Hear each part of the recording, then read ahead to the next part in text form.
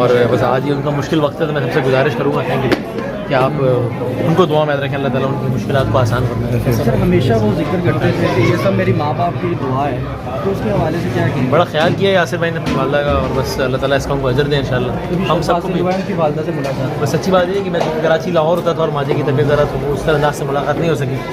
यासिर की मुझे बहुत सुना, और बस अल्लाह ताला आसानियाँ फरमाए इंशाल्लाह। और भाई जान खैरियत से खाना खाया? हाँ बस थैंक यू सो मच। हाँ बस ताला आसानियाँ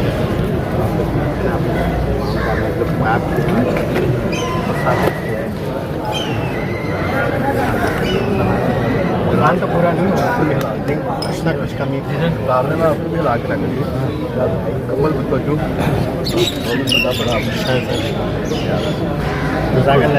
खाना खाया। हाँ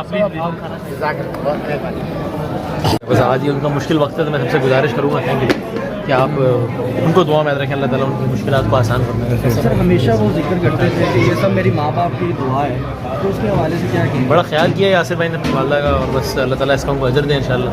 हम सबको भी की वालदा से मुलाकात। बस सच्ची बात है कि मैं कराची लाहौर होता था और माजे की तबीयत ज़रा, तो वो उस तरह अंदाज से मुलाकात नहीं हो सकी। यासिर की मुझे बहुत सुना, और बस अल्लाह ताला आसानियाँ फरमाए इंशाल्लाह। और भाई जान खैरियत से खाना खाया? हाँ बस थैंक यू सो मच। हाँ बस